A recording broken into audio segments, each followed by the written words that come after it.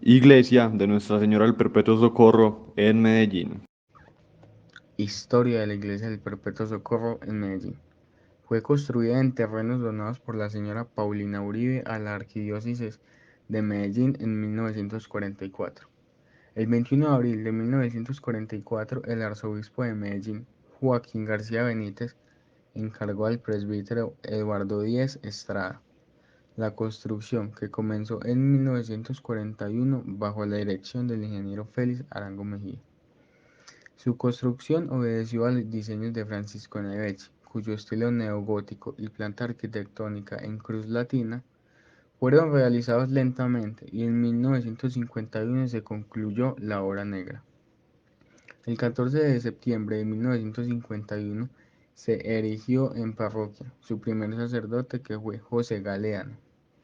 Sin embargo, la construcción se extendió hasta 1952 debido a que la construcción era voluminosa y por las características pantanosas del terreno, lo que obligó a hacer fundaciones más profundas.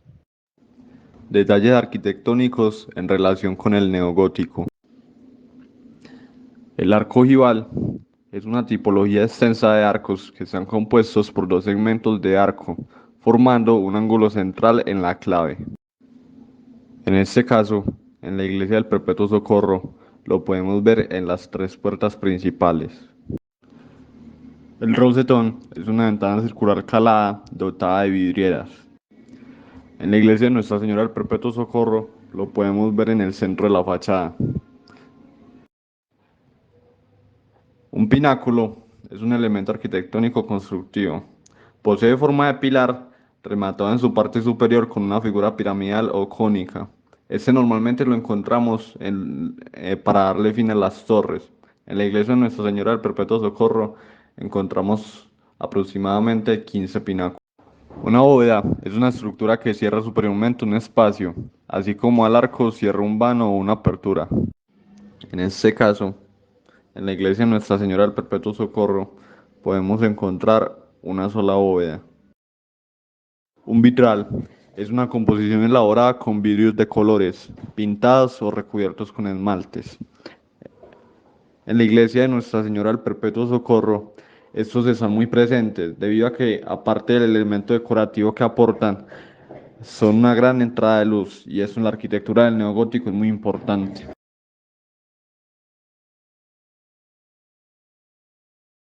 Para llevar a cabo la finalización de esta iglesia, el padre Díez fue quien por algún tiempo en compañía de la Junta se dedicó a recolectar dinero a través de reciclaje de periódicos, botellas y cajetitas de cigarrillos. También se debe decir que las prostitutas del sector ayudaron mucho en cuanto a estas recolectas. Como primer párroco fue nombrado el José Galiano Cristo, y el 15 de septiembre del mismo año se realiza la toma de posesión del señor cura en una misa pontifical protocolaria en la que se asistieron todos los párrocos de la ciudad. Para este año ya el templo tenía construido los muros principales de 1 metro aproximadamente y bastante adelantada la parte del altar mayor. Posteriormente se construyó una media agua desde el planchón del coro, y allí se oficiaba la misa. Cuando la nave derecha estuvo construida, las celebraciones se empezaron a efectuar dentro del tiempo. También se debe decir que la sacristía era de guadua, y así permaneció unos 5 años. Por lo que podemos ver, la iglesia predicaba ya su palabra sin tener su construcción totalmente terminada. Gran parte de la obra interior del templo y algunas imágenes del mismo fueron donaciones hechas por familias pudientes de la ciudad, al igual que las imágenes principales del presbiterio y el Vía Crucis en mosaicos de mármol. Las campanas sonidas.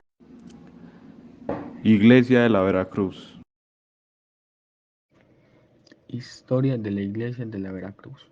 El origen de esta iglesia se remonta al año 1682, cuando el capitán Juan Céspedes de la Inestrosa comenzó los trabajos de la obra de la ermita de la Veracruz, finalizando en el año 1712. En ese mismo año, el obispo de Popayán la declara como iglesia. Su nombre en ese entonces era la ermita de la Veracruz de los Forasteros. En el mes de marzo del año 1791 se encontraba amenazando a la ruina, por lo que se demolió y se volvió a construir de inmediato, terminándose los trabajos de la misma, la cual se inauguró el 30 de noviembre de 1803. Los personajes al mando de la obra fueron José Ortiz, Joaquín Gómez y José Peinado. En 1968 fue remodelada la plazuela y se colocaron las columnas de hematíes a la antigua y la primera pila de bronce que tuvo Medellín. Características de la iglesia de la Veracruz en relación con el barroco. Una nave se denomina el espacio comprendido entre dos muros o filas de columnas. La iglesia de la Veracruz cuenta con 3 de estas. En las iglesias cuya planta posee forma de cruz latina o griega se denomina crucero al espacio definido por la intersección de la nave principal y la transversal o transepto.